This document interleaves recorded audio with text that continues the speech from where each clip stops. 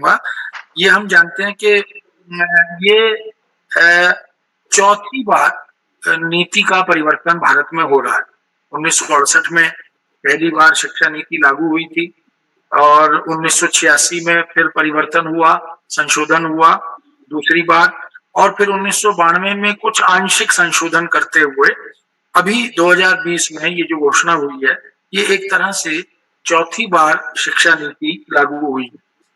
लेकिन पहली बार ऐसा हुआ है कि वृहत स्तर पर, व्यापक स्तर पर पूरे भारत में अलग अलग वर्गों से, अलग अलग क्षेत्रों से, चाहे वो ग्रामीण क्षेत्र हो या महानगरीय क्षेत्र हो या पंचायती क्षेत्र हो, शिक्षा क्षेत्र हो, उन सब में परामर्श करने के, विचार विमर्श करने के बाद जो चीजें लागू हुई हैं आदरणीय श्री कस्तूरी रंजन जी के अध्यक्षता में, जो कि इसरो के पूर्व वैज्ञानिक रहे हैं, उन्होंने ये जो नीति बनाई है, जिसमें एक बड़ा क्रांतिकारी परिवर्तन ये हुआ है कि मंत्रालय का नाम भी MHRD से शिक्षा मंत्रालय हो गया। ये एक अच्छी बात है। और जो योजनाएं लागू हुई हैं, जिन पर चर्चा हुई है, उनको मैं नहीं दोहरा रहा हूं, बस इतना बताना चाहता हूं कि अनुवाद ये पहली बार शिक्षा में इतना महत्वपूर्ण बनकर उभरा है और इसलिए शिक्षा नीति में अनुवाद के अलग अलग तरह से प्रोविजंस या प्रावधान किए गए हैं। ये हम जानते हैं, पिछले 70 साल का भारतीय इतिहास देखें या दुनिया का इतिहास देखें तो अनुवाद को दोयम दर्जे का काम कहा जाता रहा। अनुवाद को पाप भी कहा जाता रहा, ट्रांसलेशन इज ए सिन। अनुवाद को प्रवंचना, ट्रांसलेटर इज ए ट्रेटर, ऐसे कई सारे फतवे अनुवाद के बारे में कहे जाते रहे। ये वस्तुतः सही अर्थों में अगर मैं ये कहूं तो ये अनुवाद की राजनीति है, जैसे पॉलिटिक्स ऑफ ट्रांसलेशन कह सकते हैं। लेकिन ये महत्व जिसकी तरफ बार बार रेखांकित किया जाता रहा, उसका उल्लेख किया जाता रहा, आह्वान किया जाता रहा, उसकी तरफ ध्यान इस आयोग का गया। ये बहुत प्रशंसनीय, श्लाघ्य कदम है। मैं जब विद्यार्थी था विद्यालय शिक्षा में, तो व्याकरण के साथ अनुवाद पढ़ाया जाता था, यानी अंग्रेजी हिंदी, हिंदी अंग्रेजी अनुवाद, ये व्यावहारिक तौर पर उस व्याकरण का हिस्सा हुआ करता था। बाद में न जाने क्यों किन नीतियों के तहत उसे हटा दिया गया, उसके खामियाजे हुए, उसके नुकसान हमने देखे। ये जो ट्राइलिंगुअल फार्मूला था वो भी बड़ा महत्वपूर्ण था, उसे भी हटा दिया गया। तो वो उसके पीछे योजनाएं क्या रही, उन सब की बात नहीं करेंगे। लेकिन इतना मैं कहूंगा, अनुवाद विश्व का एक संवाद है और एक मल्टी डायमेंशनल ब्रिज है, एक सेतु है, एक पुल है, सांस्कृतिक सेतु है, वैचारिक सेतु है और उद्योग और प्रौद्योगिकी के आदान प्रदान का भी सेतु है। ऐसी महत्वपूर्ण विधा को हमने उपेक्षा करते हुए हाशिए पर रखा और वो एक तरह से उसका अनादर भी किया। उसकी महत्ता को पहली बार विश्वग्राम की परिकल्पना के परिप्रेक्ष्य में, जिसे हम भूमंडलीकरण आज कह रहे हैं, वो तो भारतीय सांस्कृतिक अवधारणा तो वसुधैव कुटुंबकम की रही है। इस वसुधैव कुटुंबकम के मूल में हम अर्थ केंद्रित नहीं रहे, हम भाव केंद्रित रहे हैं। लेकिन अब अर्थ केंद्र में आ गया।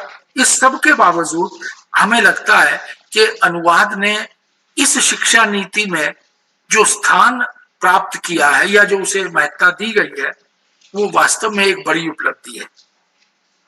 अगर मैं सीधे विषय पर आऊं तो ये कह सकता हूं कि अब अनुवाद इस नीति के तहत नेक्स्ट टू इम्पॉसिबल नहीं रहा। ऐसा कहा जाता था कि translation is next to impossible. अब अनुवाद एडॉप्टेड चाइल्ड भी नहीं रहा। ये जो गोद लिया हुआ बच्चा होता है, ऐसा नहीं रहेगा। इस नीति में यह बताया गया कि अनुवाद का जो उपकरण के रूप में, शस्त्र के रूप में, साधन के रूप में जो रचनात्मक उपयोग किया जा सकता है, वो अब हमें विद्यालय और महाविद्यालय, विश्वविद्यालय शिक्षा में करना होगा। अगर हम चाहते हैं कि चहुमुखी और बहुमुखी विकास हो, अगर हम चाहते हैं कि यह विकास व्यावहारिक और अनुप्रयोग मूलक हो, ये केवल सैद्धांतिक ना हो। तो हमें अनुवाद करने पर, करवाने पर बल देना होगा। इसलिए अनुवाद की सैद्धांतिक विवेचना पर नहीं, अनुवाद की अवधारणा को व्यवहार से जोड़ने पर बल इस नीति ने दिया है। इसलिए मेहता को पहली बार 70 साल की आजादी के बाद स्वीकार किया गया। इसलिए कभी कभी मुझे लगता है कि ये बात सही है कि समझदारी आने तक यौवन चला जाता है, लेकिन हम तो अभी, भारत पूरा यौवन के उन्मेष में है। इसलिए मुझे लगता है कि स्कूली एजुकेशन शिक्षा में अनुवाद का प्रवेश, उसकी उपस्थिति, इसके प्रावधान किए गए। स्कूल के पाठ्यक्रमों में विशेष रूप से व्यावहारिक स्तर पर, अनुप्रयोग के स्तर पर हम शिक्षण शास्त्र, जो टीचिंग मेथोडोलॉजी है, उसमें अध्ययन की समग्रता को ध्यान में रखकर ट्रांसलेशन को, अनुवाद को एक उपकरण बनाने की बात करने लगे।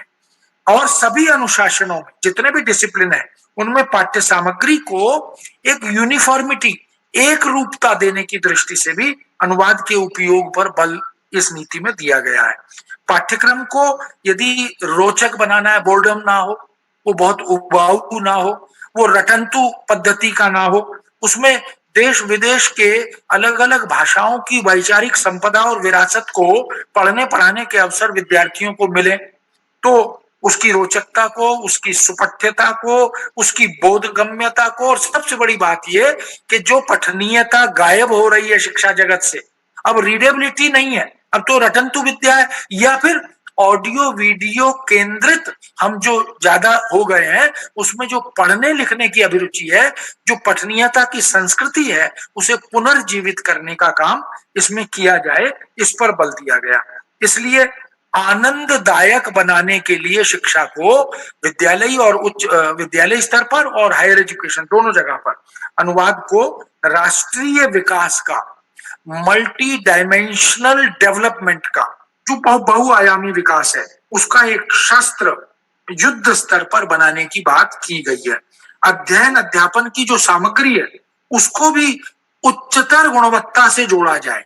अभी एक बड़ा संकट अनुवाद में क्या है, हालांकि अनुवाद के माध्यम से हमने बहुत विकास किया है, और चाहे वो जो संवैधानिक प्रावधान है राजभाषा हिंदी के, उनके परिप्रेक्ष्य में बात करूं, या शिक्षण संस्थानों में, या जो तमाम तरह के ऐप्स आ गए उनके माध्यम से अनुवाद हुआ, उन सब से हमने एक समस्या का सामना लगातार किया कि जो कसौटी है अनुवाद की, वो तय नहीं हुई।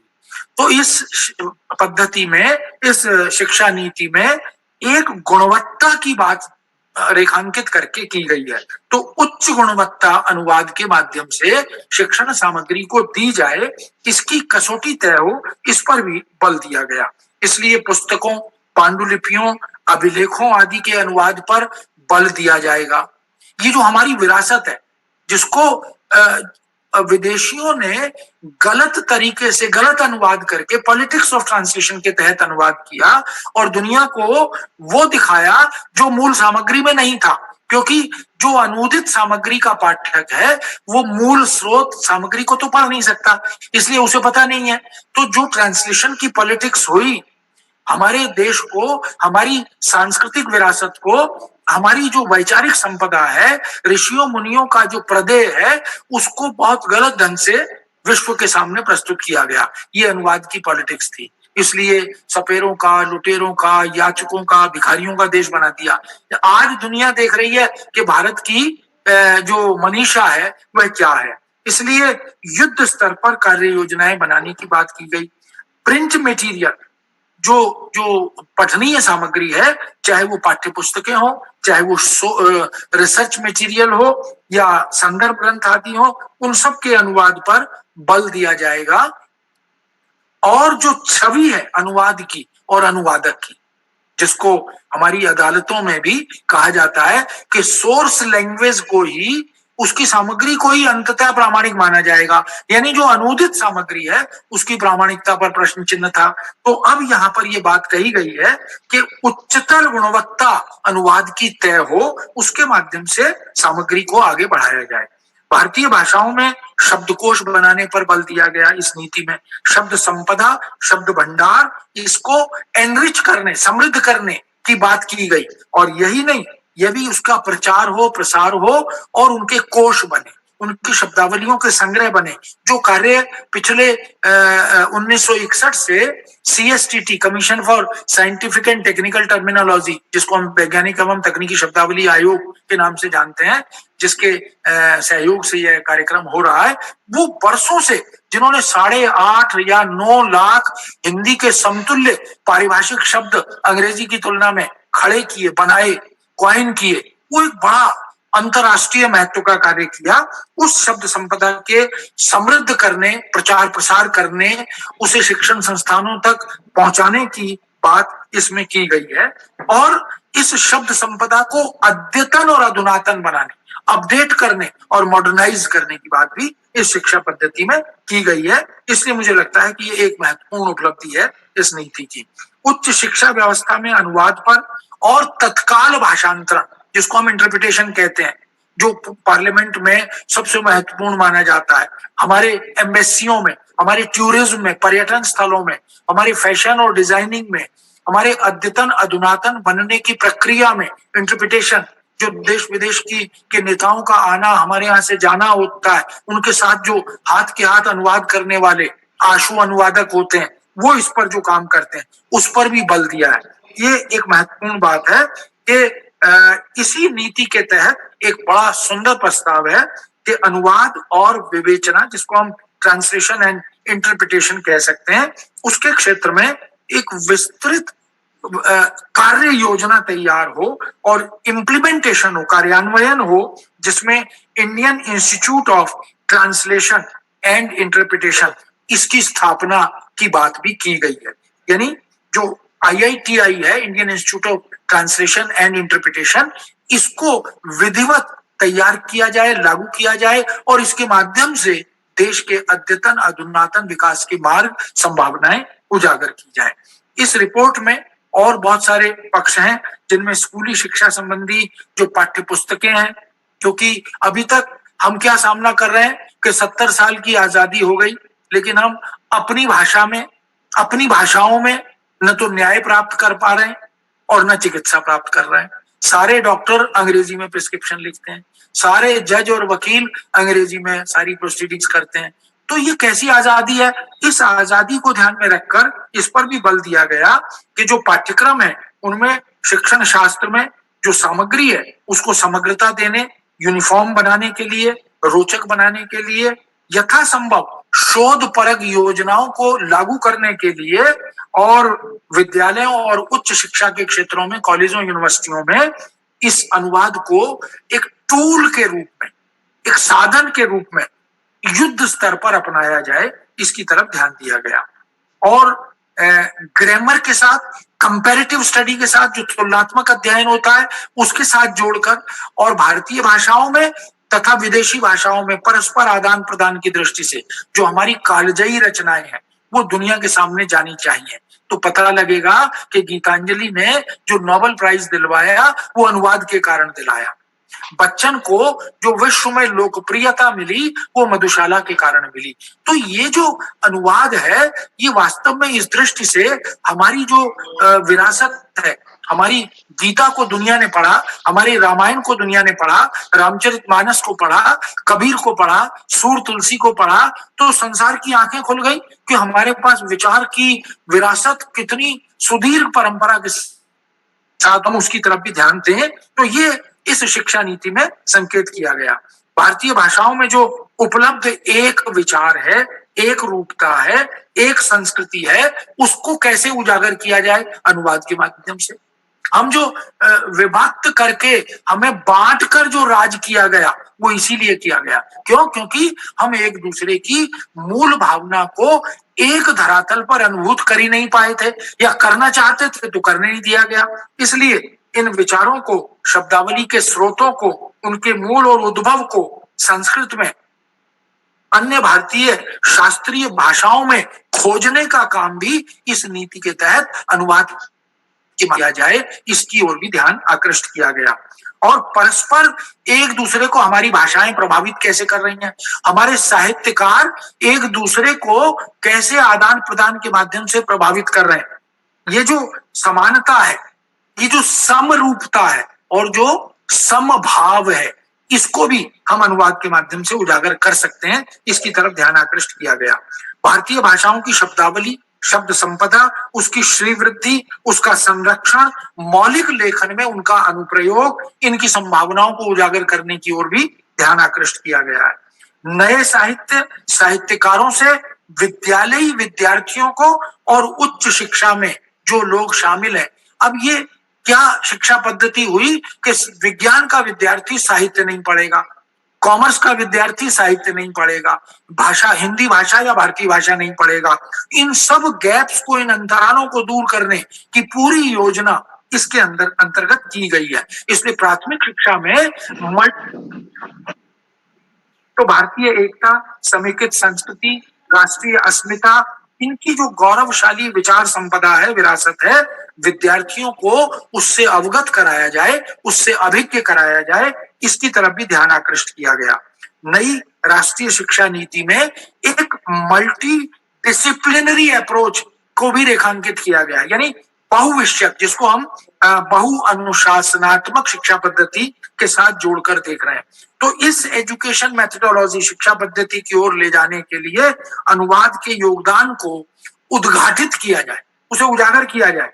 उच्चतर शिक्षा संस्थाओं में अनुवाद के साथ साथ भारतीय भाषाओं को जोड़ा जाए, विदेशी भाषाओं को जोड़ा जाए, साहित्य, कला, ज्ञान, विज्ञान, दर्शन, चिकित्सा, खगोल, युद्ध, धर्म, नीति, समाजशास्त्र, इन सभी विषयों को, जिससे भारत का जो डंका है वो दुनिया में बजता है, इन सब विषयों को मजबूती प्रदान करने, प्रचार प्रसार करने के लिए अनुवाद को वॉर लेवल पर एडॉप्ट किया जाए, अपनाया जाए। और इन सब के साथ साथ स्नातक उपाधि के अंतर्गत अभी तक क्या होता था कि जो ट्रांसलेशन था उसे क्रेडिट नहीं देते थे। उसका परिणाम क्या था कि रोजगार के अवसरों में जाते ही हमारे बच्चे रिजेक्ट हो जाते थे। हमने बीए के स्तर पर, एमए के स्तर पर हिंदी पढ़ाई तो अंग्रेजी बिल्कुल नहीं पढ़ाई, अंग्रेजी पढ़ी जिन्होंने, उन्होंने हिंदी बिल्कुल नहीं पढ़ी। तो अब कम से कम यदि अंग्रेजी के साथ हिंदी, भारतीय भाषाएं भी पढ़ेगा तो अनुवाद में रोजगार के अवसर खुलेंगे, चाहे वो स्टाफ सिलेक्शन कमीशन हो, चाहे यूपीएससी हो, चाहे बैंक हो, चाहे बीमा हो, चाहे हॉस्पिटल्स हो, चाहे मैनेजमेंट हो, इन सब में, सभी में अवसर इसके साथ साथ उजागर होंगे। मुझे लगता है कि ये एक बड़े व्यापक अध्ययन के बाद, सर्वेक्षण के बाद इस तरफ कदम बढ़ाया गया। भारतीय भाषाओं, कलाओं, संस्कृति के संवर्धन में अनुवाद को कैसे जोड़ा जाए, अध्ययन अध्यापन की सामग्री में अनुवाद का उपयोग कैसे किया जाए, इन सब के साथ साथ जो टेक्सचुअल मटेरियल है, पाठ्य पुस्तकें अलग अलग विषयों की, अगर कोई विद्यार्थी हायर एजुकेशन में आकर या स्कूली शिक्षा में अब फिजिक्स को, केमिस्ट्री को या कॉमर्स को या इकोनॉमिक्स को हिंदी में अपनी भाषा में पढ़ना चाहता है तो उसके पास ये अवसर नहीं थे। अब इस नीति में प्राथमिक शिक्षा में, मिडिल एजुकेशन में ये अवसर उपलब्ध कराए गए ताकि दिशा वहीं मिल जाए, उसको एक दृष्टिकोण वहां मिल जाए। तो ये एक बड़ी उपलब्धि है। और इस क्षेत्र में इन सब के साथ साथ अभ्यास की पुस्तकें यानी प्रैक्टिकल ट्रांसलेशन, वर्कबुक बने, वीडियो बने, ऑडियो वीडियो के साथ साथ लाइव लेक्चर हो, नाटक, कविता, उपन्यास आदि, जो फिक्शन आदि, ड्रामा आदि के क्षेत्र हैं, पत्र पत्रिकाएं हैं, उन सब में भी हम अनुवाद को शामिल करें, जिससे अनुवाद का व्यापक विस्तार हो, अभिरुचि विकसित हो। शब्दकोशों, शब्द संपदा आदि को अद्यतन बनाने के लिए, और इन सबसे बड़ी बात एक जो महत्वपूर्ण है कि हम पाठ्यक्रमों में, विभिन्न कार्यक्रमों में उपाधि को भी अनुवाद से जोड़ें। यानी अनुवाद में बीए हो, अनुवाद में एमए हो, अनुवाद में एमफिल पीएचडी हो, या अनुवाद में शोध की संभावनाएं भी उजागर हो। विदेशों में ऐसा होता है कि किसी ने बहुत अच्छा अनुवाद किसी बृहद पुस्तक का किया है, तो भले ही वो पंजीकृत है या नहीं है, लेकिन उसकी उस अनुदित पुस्तक पर उसे पीएचडी की उपाधि दी जा सकती है। तो ये संभावनाएं भी अब इस नई शिक्षा नीति में दिखाई दे रही है। और इन सब के साथ साथ अनुवाद और निर्वचन संस्थान की स्थापना यह भी की गई, और ट्रांसलेशन को एक सेवा प्रदाता के रूप में प्रस्तुत किया गया, यानी सर्विस प्रोवाइडर।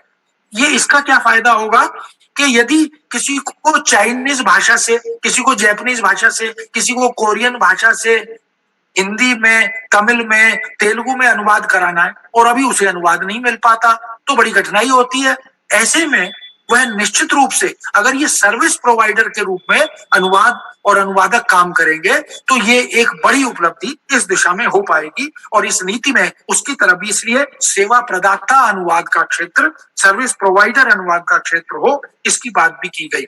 और बहुभाषा भाषी विद्वानों, विशेषज्ञों को इस क्षेत्र में नियुक्त किया जाएगा। और एक बहुत उल्लेखनीय इसमें प्रावधान की का प्रस्ताव है वह यह कि टीचिंग में, चाहे वो विद्यालयी शिक्षा हो चाहे वो उच्च शिक्षा हो, उनमें जो शिक्षक नियुक्त होंगे वो द्विभाषी शिक्षण कर सकें, उनको प्राथमिकता दी जाए।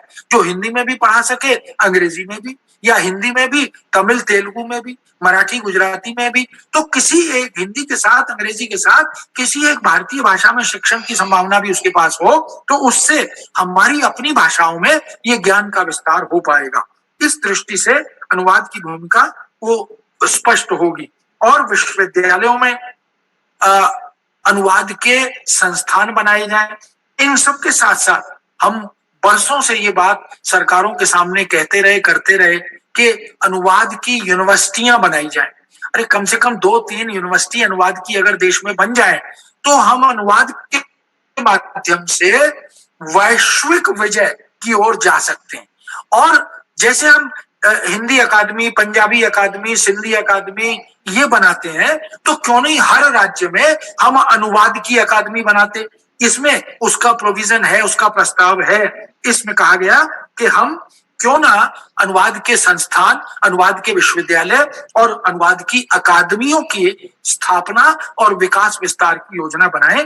इसकी तरफ भी संकेत है। और अलग अलग तरह की जो भारतीय भाषाओं के साहित्य हैं, उनके अनुशासन, डिसिप्लिन हैं, उन सबको हम विश्वविद्यालय और विद्यालय स्तर पर कैसे पहुंचाएं बच्चों तक, इसकी तरफ भी ध्यान आकृष्ट किया गया है। इन सब के साथ साथ एक और उल्लेखनीय पक्ष है कि हमारे पास भारतीय भाषाओं में असंख्य पांडुलिपियां उपेक्षित पड़ी हैं, अनदेखी पड़ी हैं।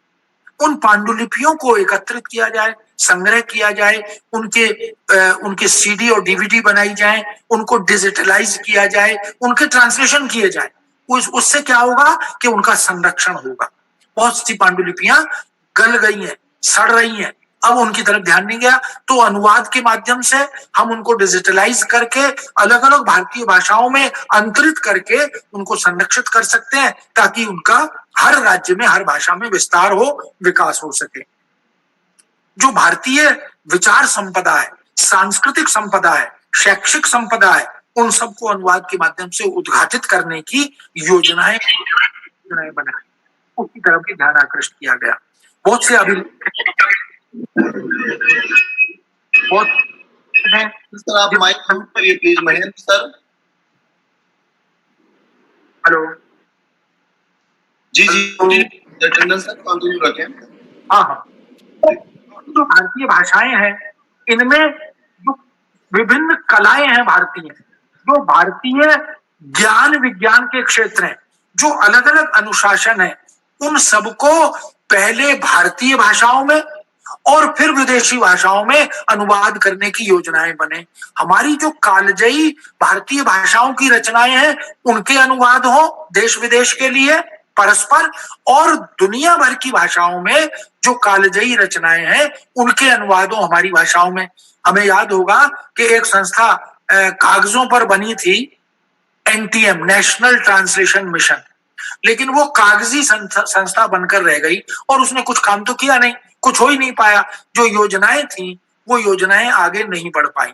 सीएसटीटी भारतीय भाषाओं की शब्दावली के लिए भी काम कर रहा है, यानी केवल अंग्रेजी हिंदी, हिंदी अंग्रेजी नहीं, अब हम भारतीय भाषाओं में भी उस अवधारणात्मक, उस कंसेप्चुअल टर्मिनोलॉजी को लाएं और उससे फिर इन क्षेत्रों में ज्ञान विज्ञान की, शिक्षा आदि की, उच्च शिक्षा की, विद्यालय शिक्षा की पुस्तकें तैयार हों। शास्त्रीय आदिवासी भाषाओं के लुप्त होने की जो स्थितियां हैं वो बड़ी भारी चुनौती हैं। हम जानते हैं कि 1618 भाषाएं और बोलियां 1961 में हमारे देश में उपलब्ध थी, जो कि जॉर्ज ग्रियर्सन के लिंग्विस्टिकल सर्वे में जिसका उल्लेख भी मिलता है।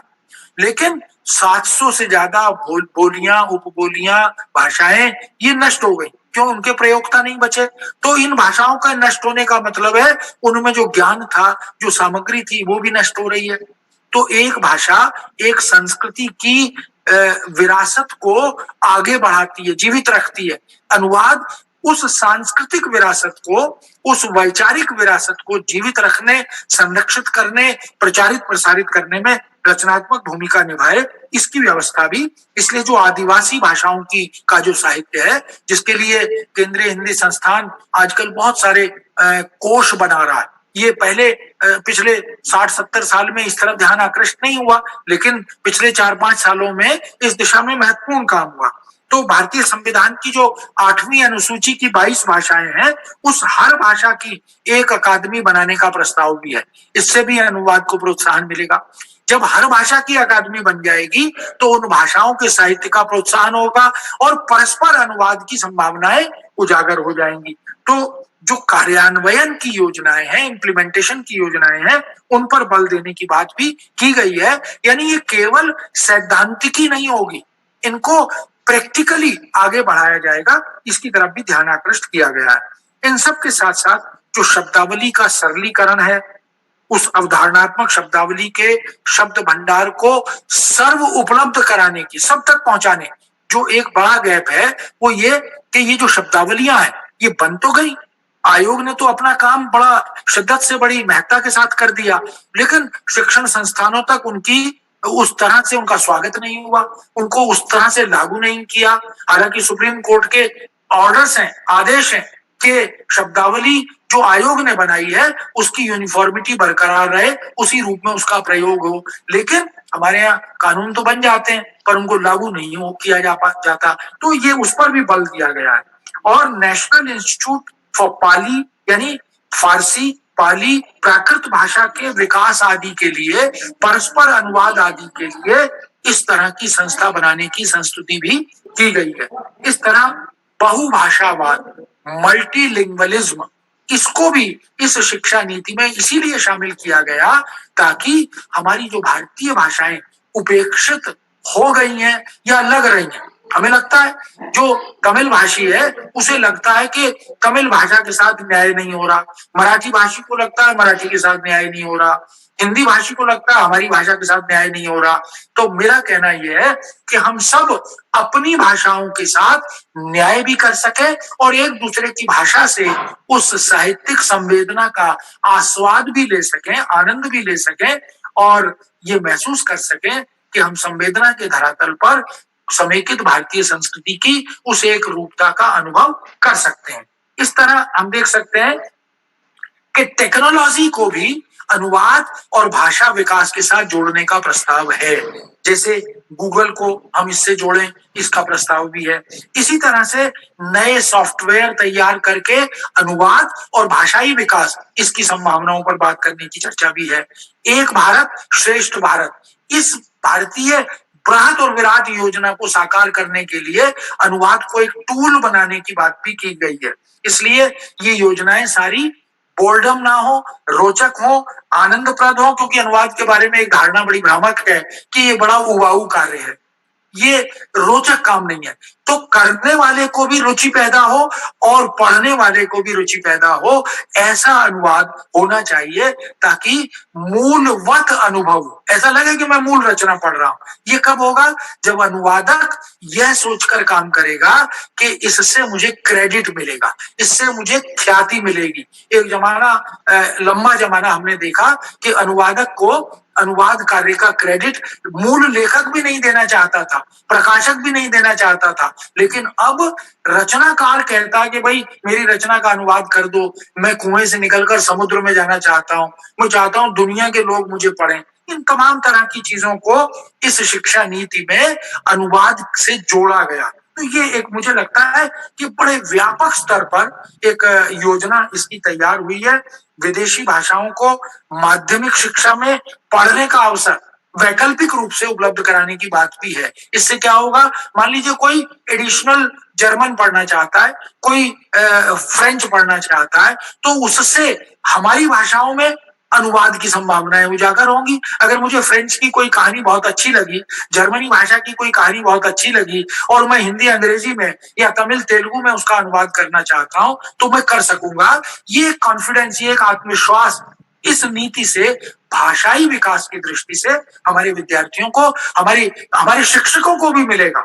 इसलिए राष्ट्रीय पांडुलिपि मिशन अगर बनेगा तो हमारी जो उपेक्षित पांडुलिपियां हैं वो अनुवाद के माध्यम से और प्रकाशन के माध्यम से आगे बढ़ सकेंगी। और स्कूल कॉलेज आदि के क्षेत्रों में कुछ बृहद पुस्तकालयों की योजना को भी इसलिए प्रस्तावित किया गया कि जब तक किताबें नहीं होगी तो रीडेबिलिटी कैसे बढ़ेगी, पठनीयता कैसे आएगी।